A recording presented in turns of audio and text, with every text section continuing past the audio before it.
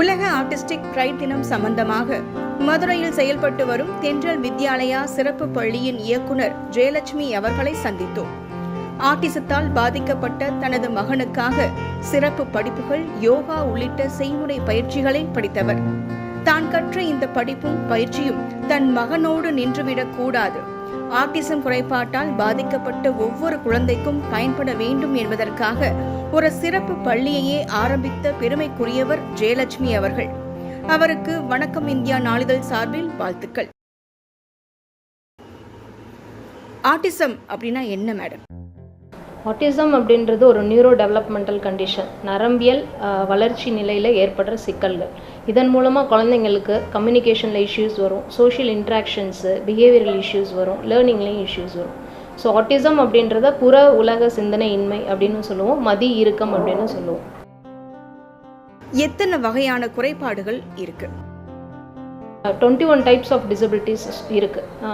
Intellectual disability, low vision, hearing impairment, leprosy cured, Down's, autism, ASD, autism spectrum disorder, ADHD, learning disability, இது எல்லாமே டிசபிலிட்டியில் இப்போ கொண்டு வந்துட்டாங்க. நம்ம டிசபிலிட்டிஸில் பாதிக்கப்படுறது இன்டெலெக்சுவல் டிசபிலிட்டி தான். இன்டெலெக்சுவல் டிசபிலிட்டின்றது அறிவு திறன் சார்ந்த குறைபாடு.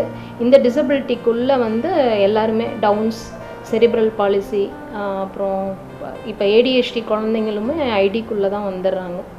ஸோ லேர்னிங் டிசபிலிட்டியும் ஒன் ஆஃப் த டிசபிலிட்டியாகவே இப்போ சேர்த்துறாங்க. அதிகமாக பார்த்தோன்னா மென்டலி சேலஞ்சு குழந்தைங்க ஜாஸ்தியாக இருக்காங்க. குழந்தை ஆட்டிசம் நோயால் பாதிக்கப்பட்டிருக்கு அப்படிங்கிறத எப்படி கண்டுபிடிச்சிக்கிறது மேடம்? ஆட்டிசம் குழந்தைங்கள நம்ம எப்படி ஐடென்டிஃபை பண்ணலாம் அப்படின்னா, ஒரு 3 இயர்ஸில் தான் எல்லா பேரண்ட்டுமே 2 இயர்ஸில் 3 இயர்ஸில் தான் என் குழந்தை டிஃப்ரெண்ட்டாக இருக்கிறத நான் உணர்ந்தேன் அப்படின்வாங்க. என்னென்னா திடீர்னு நல்லா தான் இருப்பாங்க, 1.5 வயசு வரைக்கும் எந்த மைல் ஸ்டோன்ஸும் டிலே இருக்காது. கிராஸ் மோட்டார்ஸாக இருக்கட்டும், கரெக்டாக உட்காந்துது, தவழ்கிறது, உட்கார்றது, நிற்கிறது, நடக்கிறது, இந்த மாதிரி மோட்டார்ஸ் மைல் ஸ்டோன்ஸும் டிலே இருக்காது. ஸ்பீச்சுமே ஓரளவுக்கு இருக்கும். ஸோ அதனால் பேரண்ட்ஸ்க்கு நம்ம குழந்தைக்கு குறைபாடு இருக்குது அப்படின்னே தெரியாது. கரெக்டாக ஒரு 2 வயசு இருக்கும்போது அந்த குழந்தைகிட்ட ஒரு டிஃப்ரெண்ட்டான கேரக்டரிஸ்டிக்ஸ்லாம் வரும். என்னென்னா நல்லா இருக்கிற குழந்தை திடீர்னு துருன்னு இங்கே ஓட அங்கே ஓட, திடீர்னு ஐ கான்டாக்ட் எல்லாம் குறைஞ்சிரும், கூப்பிட்டா திரும்பாமல் ஆகிடுவாங்க. சரின்னு ப்ளே ஸ்கூலில் விடுவாங்க, அங்கேயுமே அந்த குழந்தை ஒரு கண்ட்ரோலே இல்லாமல் அங்கே எங்கேயே ஓடிட்டே இருக்கிறது, முகத்தை பார்க்காம இருக்கிறது, கூப்பிட்டாலும் திரும்பாமல் இருக்கிறது, இந்த மாதிரி பிஹேவியர்ஸ் ஒன்றா நிறைய கேரக்டரிஸ்டிக்ஸ் வந்துடும். சென்சரி இஷ்யூஸும் ஜாஸ்தியாக வரும். இது எல்லாமே 1.5 வயசு, 2 வயசு, 2.5, 3 இந்த ஏஜ் குரூப்பில் தான் ஸ்டார்ட் ஆகும். ஆட்டிசம் நோயால் பாதிக்கப்பட்டவங்க ஒரே மாதிரியான குணநலன்களை கொண்டிருப்பாங்களா? ஆட்டிசம் குழந்தைங்கன்னு பார்த்தீங்கன்னா இவங்களுக்கு நிறைய தெரப்பிஸ்ட் வேணும். ஏன்னா every autistic child is unique. இதை ஒரு ஸ்பெக்ட்ரம் டிஸார்டர்னு நம்ம ஏன் சொல்கிறோன்னா, ஸ்பெக்ட்ரம் அப்படின்னா ஒரு குழந்தை மாதிரி இன்னொரு குழந்தை இருக்காது. 10 ஆட்டிசம் குழந்தைங்க இருக்காங்கன்னா 10 பேரும் 10 விதமாக இருப்பாங்க. ஒரு குழந்தைக்கு சென்சரி இஷ்யூஸ் ஜாஸ்தியாக இருக்கும், சில ஏரியாஸில் ரொம்ப வீக்காக இருக்கும். ஸோ அதனால் 10 குழந்தைங்களும் டிஃப்ரெண்ட்டாக இருக்கிறதுனால தான் இவங்களை யூனிக்குன்னு நம்ம சொல்கிறோம். ஸோ இதில் இவங்களுக்கு ஏன் இந்த இஷ்யூஸ் ட்ரிகர் ஏன் வருது? ட்ரிகர்னால் என்ன ஆகும்னா, இந்த குழந்தைங்களுக்கு கொஞ்சம் ஸ்பீச் இஷ்யூஸ் இருக்கும். மேக்ஸிமம் 10 குழந்தைங்க இருக்காங்கன்னா ஒரு 8 குழந்தைங்களுமே ஸ்பீச்சில் ரொம்பவே டிலேயாக இருப்பாங்க. ஸோ நம்ம அவங்களுக்கு அந்த ஸ்பீச் அவங்களுக்கு வர்ற வரைக்கும் அவங்களுக்கு கம்யூனிகேஷனே இருக்காது அந்த குழந்தைங்களுக்கு. ஸோ அப்போ அவங்களோட மொழி புரிஞ்சுக்காமல் நம்ம அவங்கக்கிட்ட நடந்துக்கும் போது அந்த குழந்தைங்களுக்கு ட்ரிகர் ஆகி கோபம் ஜாஸ்தியாக வரும். நம்ம என்ன சொல்கிறோன்றதே நம்ம பேரண்ட்ஸ் புரிஞ்சுக்கல, மற்றவங்க புரிஞ்சுக்கலன்னு சொன்னோன்னா அந்த குழந்தை தன்னைத்தானே அடிக்க ஆரம்பிச்சிருவாங்க. இல்லை பேரண்ட் அடிக்க ஆரம்பிப்பாங்க. கொஞ்சம் பேரண்ட்டை கண்ட்ரோல் பண்ண ஆரம்பித்தாங்கன்னா அவங்களே அடிக்க ஆரம்பிச்சுக்கிறது, கையை கடிச்சிக்க ஆரம்பிச்சிடுறது, செவத்தில் முட்டிக்கிறது, இந்த மாதிரி அவங்களோட கம்யூனிகேஷனை புரிஞ்சுக்காமல் நடந்துக்கிறதுனால ட்ரிகர் ஆகி அந்த குழந்தைங்கக்கிட்ட நிறைய சென்சரி இஷ்யூஸும் ஜாஸ்தியாகும், பிஹேவியரல் இஷ்யூஸும் ஜாஸ்தியாகும். மருந்து மாத்திரைகள் மூலமா இந்த நோயை குணப்படுத்த முடியுமா? ஆட்டிசம் குழந்தைங்களுக்கு ட்ரீட்மெண்ட் அப்படின்னா இந்த குழந்தைங்கள முழுசாக டேப்லெட்ஸில் சரி பண்ணிடலாம் அப்படி இப்படின்லாம் எதுவுமே நம்ப முடியாது. ஆட்டிசம் குழந்தைங்களுக்கு மெடிகேஷன்ஸ் எப்போ தேவைப்படும்னா, அந்த குழந்தைங்களுக்கு ஃபிட்ஸ் இஷ்யூஸ் இருக்குது, பிஹேவியரல் இஷ்யூஸ் ரொம்ப, அதாவது அந்த குழந்தை ரொம்ப அடிக்கிறது, கடிக்கிறது, ரொம்ப வயலண்ட்டாக மாறி மற்ற குழந்தைங்களையும் அந்த குழந்தை ரொம்ப வயலண்ட்டாக பிஹேவ் பண்ணும்போது அதை கண்ட்ரோல் பண்ணுறதுக்கு வேணால் நம்ம மெடிகேஷன்ஸ் எடுத்துக்கலாம். So fits plus behavioural issues ஜாஸ்தியாக இருந்தால் மட்டும் நம்ம டேப்லெட்ஸ் எடுத்துக்கலாம். மற்றபடி ஆட்டிசம் குழந்தைங்களுக்கு மருந்து மாத்திரைகள் தேவைப்படாது. நிறைய பேரண்ட்ஸ் எல்லாருமே அலோபதி, சித்தா இது எல்லாத்துலேயுமே, ஏன்னா இங்கிலீஷ் மெடிசனில் கொஞ்சம் சைட் எஃபெக்ட்ஸ் இருக்குன்றதுனால அலோபதி சித்தாவுமே இந்த குழந்தைங்கள என்னென்னா கொஞ்சம் ஓரளவுக்கு காம் பண்ணும். மற்றபடி பெருசாக ரொம்ப இம்ப்ரூவ்மெண்ட் அப்படின்றது நம்ம தெரப்பி மூலியமாக மட்டும்தான் அந்த குழந்தைங்களுக்கு நல்ல ஒரு இம்ப்ரூவ்மெண்ட் கொண்டு வர முடியும். வழங்கப்படுற முதற்கட்ட செய்முறை பயிற்சிகள் என்ன மேடம்? இப்போ நம்ம ஸ்கூலில் பார்த்தீங்கன்னா ஆட்டிசம் குழந்தைங்கள நிறைய நம்ம எடுக்கிறோம். வரும்போது பேரண்ட் வந்து ஒரு 2 வயசு 2.5 வயசில் கொண்டு வரும்போது அந்த குழந்தை பயங்கர ஹைப்பர் ஆக்டிவிட்டியாக துருன்னு இங்கே ஓட அங்கே ஓடன்னு இருக்காங்க. அந்த குழந்தைங்கிட்ட ஸ்பீச்சும் இல்லாமல் இருக்கும். ஸோ நம்ம அப்படிப்பட்ட குழந்தைங்கள ஃபஸ்ட்டு ஸ்டெப்பாக என்ன செய்கிறோம் அப்படின்னா, நிறைய ஓட்டி கொடுத்து சிட்டிங் டாலரன்ஸை அதிகப்படுத்துகிறோம். ஃபஸ்ட்டு அந்த குழந்தை உட்காரணும். அப்போ தான் வந்து நம்ம சொல்கிறத எல்லாமே லிசன் பண்ணுவாங்க. ஸோ அதனால் சிட்டிங் டாலரன்ஸை இம்ப்ரூவ் பண்ணுறதுக்கு ஓட்டி நிறையா கொடுக்குறோம். நம்ம ஐம்புலன்களையும் ஒருங்கிணைக்கிறோம். ஸோ அதனால் நம்ம பேசுகிறத உங்களால் லிசன் பண்ண முடியுது, உங்களோட கேள்விகளுக்கு நம்ம பதில் சொல்ல முடியுது. பட் ஆனால் இந்த குழந்தைங்களுக்கு இப்போது கண்ணில் வந்து ஒரு சில குழந்தைங்களுக்கு ஓவர்லோடாக இருக்கும், இன்னொன்று கம்மியாக இருக்கும்.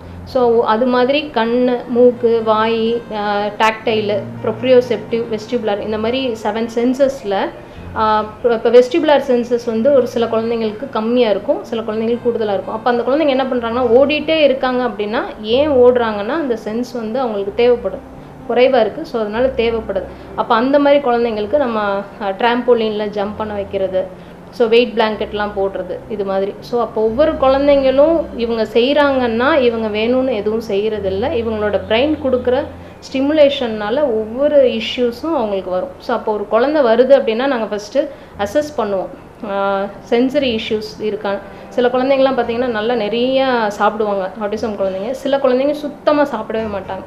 ஸோ சில குழந்தைங்க நல்ல வெயிட்டாக இருப்பாங்க, சில குழந்தைங்க ரொம்ப லீனாக இருப்பாங்க. சில குழந்தைங்க காதை மூடிட்டே இருப்பாங்க, அந்த காதை மூடிட்டே இருக்காங்க ஒரு குழந்தை அப்படின்னா, அந்த குழந்தைக்கு வந்து இப்போ நம்ம ஸ்பீக்கர் எல்லாம் போட்டிருக்கோம், சவுண்டு நிறைய ஜாஸ்தியாக வரும். ஸோ அது அந்த குழந்தைக்கு பிடிக்கல அப்படின்னா இந்த மாதிரி மைக் இருக்குது, ஸோ அந்த மாதிரி ஹெட்செட் வந்து போட்டுட்டு அதுக்கப்புறம் கொஞ்சம் கொஞ்சமாக அந்த மியூசிக்கை வந்து அந்த பிரெயினில் அடாப்ட் பண்ண வைப்போம். ஸோ இது மாதிரி இப்போ சாப்பிடாத குழந்தைங்களுக்குலாம் ஓட்டி கொடுத்து நிறைய ஸ்ட்ராங் ஸ்மெல், லைட் ஸ்மெல்லாம் மோந்து பார்க்க வச்சு அதுக்கப்புறம் அந்த குழந்தைய நாங்கள் சாப்பிட வைப்போம். ஸோ பேரண்ட்ஸ் வந்து நிறைய கம்ப்ளைண்ட்டோட ஒரு குழந்தைன்னு எடுத்திங்கன்னா நிறைய தெரப்பி கொடுக்கணும், சென்சரி தெரப்பி கொடுத்து தான் அந்த குழந்தைங்கள சரி பண்ணணும். ஸோ அப்போ ஒரு ஆட்டிசம் குழந்தைங்க வராங்கன்னா சென்சரி இஷ்யூஸில் என்ன நல்லா இருக்குது, டாக்டைல் இஷ்யூஸ் இருக்கா, வெஸ்டிபுலர் இஷ்யூஸ் இருக்கா, ப்ரொப்ரியோசெப்டிவில் எதுவும் இஷ்யூஸ் இருக்கா, அப்புறம் ஓரல் சென்சரி, அதாவது அந்த குழந்தை வந்து ப்ரஷ் பண்ணவே அலோவ் பண்ண மாட்டாங்க. ஸோ அந்த மாதிரி எதுவும் இஷ்யூஸ் இருக்கும், அந்த மாதிரி இஷ்யூஸ் எல்லாம் சரி பண்ணால் மட்டும்தான் அந்த குழந்தைங்க நல்லா சீவ் பண்ணி சாப்பிடுவாங்க. பெற்றோர்களுக்கு நீங்கள் கூறுற விஷயம், 2026 பார்த்தீங்கன்னா இந்தியாவில் 100க்கு ஒரு குழந்தை ஆட்டிசம் குழந்தைங்களா பிறக்கிறாங்க. வேர்ல்டில் பார்த்தீங்கன்னா 127க்கு ஒரு குழந்தை ஆட்டிசம் குழந்தைங்களா பிறக்கிறாங்க. ஸோ இப்போ ஆட்டிசமோட ஆஃப்டர் கோவிடுக்கு அப்புறம் அந்த 2020 பிறந்த நிறைய குழந்தைங்க பார்த்தீங்கன்னா ஆட்டிசமால் அஃபெக்ட் பண்ணிட்டாங்க. காரணம் என்னென்னா, வெளியில் என்விரான்மெண்ட் எக்ஸ்போஷர் இல்லாமல் வீட்டுக்குள்ளே அந்த குழந்தைய கொடுக்கும்போது ஸோ சோஷியல் இன்ட்ராக்ஷன்ஸ் ரொம்பவே லேக் ஆனனால குழந்தைகிட்ட கேட்ஜெட்ஸ் ஜாஸ்தி, மொபைல், டிவி, இது மட்டுமே உலகமாக இருந்த குழந்தைங்க கிட்ட நிறையவே இஷ்யூஸ். ஸோ அதை தான் வந்து விர்ச்சுவல் ஆட்டிசம்னு சொல்கிறோம். விர்ச்சுவல் ஆட்டிசம்னா என்னென்னா, பொதுவாக வெளியில் அந்த குழந்தை எக்ஸ்போஷர் இல்லாமல் ஃபோன், டிவிலே அதிகமாக வளரும்போது அந்த குழந்தைங்களுக்கும் அந்த ஆட்டிசமோட பிஹேவியர்ஸ் எல்லாம் இருக்கும். அதாவது என்னென்னா, வெளி இடங்களுக்கு போனால் பழகுறதுல ரொம்ப சிக்கல் இருக்கும், சீக்கிரமே அந்த குழந்தைங்க ஃப்ரஸ்ட்ரேட் ஆகிறது, இரிட்டேட் ஆகிறது, ஸ்பீச் டிலே இருக்கும். ஸோ இந்த மாதிரியான இஷ்யூஸ் எல்லாம் ஜாஸ்தியாக இருக்குது. ஸோ இப்போது பேரண்ட் வந்து நமக்கு 2 குழந்தைங்க ஒரு குழந்தைங்க தான், அந்த குழந்தைங்களோட பிஹேவியர்ஸை நம்ம நோட் டவுன் பண்ணிவிட்டு அதுக்கான தெரப்பி ட்ரீட்மெண்ட் எங்கே கிடைக்கு அப்படின்றத பேரண்ட் வந்து ஃபஸ்ட்டு அக்செப்ட் பண்ணிவிட்டு ஸ்பெஷல் ஸ்கூல்ஸில் ட்ரைனிங் எடுத்துகிட்டு அதுக்கப்புறம் நார்மல் ஸ்கூல் போகணும் அப்படின்றது தான் நாங்கள் எங்கள் ஸ்கூலில் வலியுறுத்துகிறோம். எங்கள் மதுரையில் நிறைய ஸ்பெஷல் ஸ்கூல்ஸ் இருக்குது. எங்களோட தென்றல் வித்யாலயா ஸ்பெஷல் ஸ்கூலில் வர பேரண்ட்டுக்கு ஃபஸ்ட்டு ஒரு அக்செப்டன்ஸ் வர்றதுக்கு முதல்ல பேரண்ட்டை வந்து கவுன்சிலிங் கொடுத்து இது சரி பண்ணிடலாம், ஆக்சுவலாக உண்மையிலே சரி பண்ணிடலாம். இப்போ ஆட்டிசம் வந்து ஒரு டிசபிலிட்டின்றதை நம்ம வந்து 10 வயசுக்கு மேலே தான் சொல்ல முடியும். ஏன் அப்படின்னா, எங்களோட எக்ஸ்பீரியன்ஸ்லேயே ஆட்டிசம் குழந்தைங்கள நிறைய குழந்தைங்கள ஓரளவுக்கு 95-85% மைல்டு ஆட்டிசமாக வர குழந்தைங்கள க்யூர் பண்ணி நார்மல் ஸ்கூலுக்கு அனுப்பிட்டுருக்கோம். ஸோ அதனால் பேரண்ட் வந்து ஒரு அக்செப்டன்ஸோடு வந்தாங்க அப்படின்னா கண்டிப்பாக அவங்க நார்மல் ஸ்கூலில் அவங்களுடைய கனவுகளை நாங்கள் நினைவாக்குறோம்.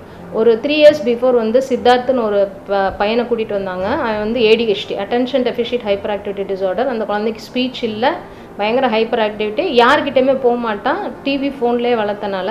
ஸோ உள்ள கிளாஸ் ரூம்குள்ளே வரல, அவங்க அம்மா மடியில் உட்கார வச்சே தான் நான் அவனுக்கு கிளாஸஸ் ஸ்டார்ட் பண்ணேன்.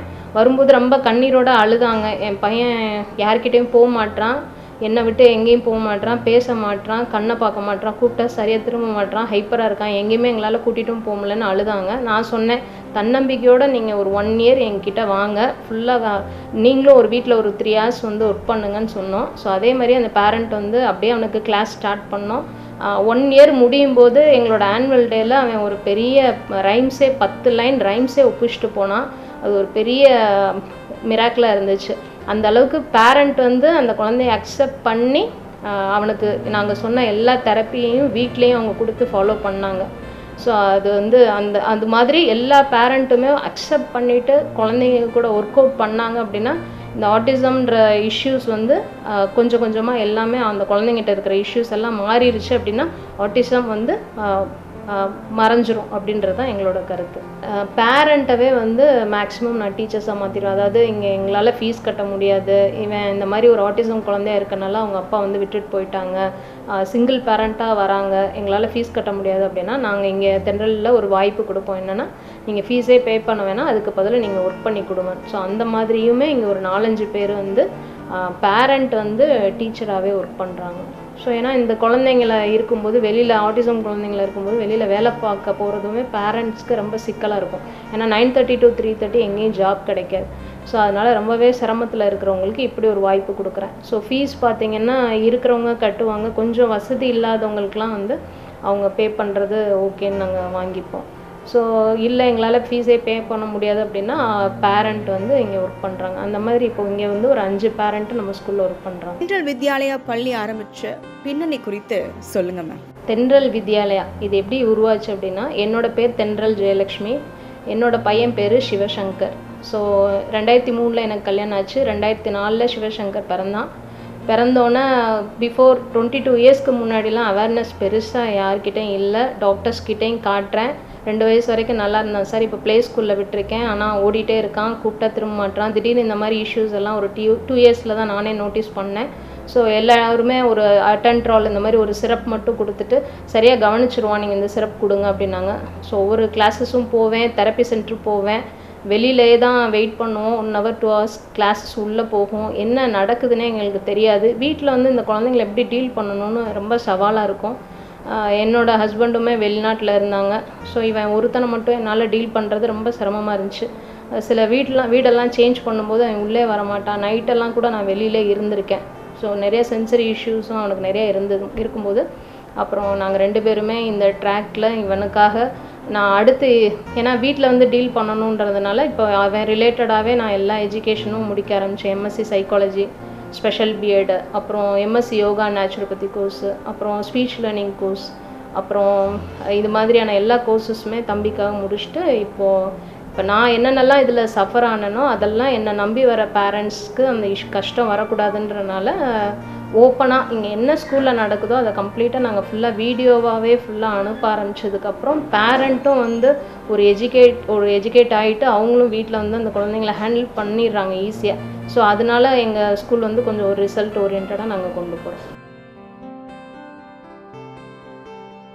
ஆட்டிசம்க்கு காசஸ் பார்த்தீங்க அப்படின்னா ஃபஸ்ட்டு வந்து ஜெனட்டிக் ரீசன் சொல்கிறாங்க. 2வது மதர் ஃபாதரோட ஏஜ் வந்து ரொம்ப ஜாஸ்தியாக 45, 49 கிராஸ் பண்ணும்போது வரும்னு சொல்கிறாங்க.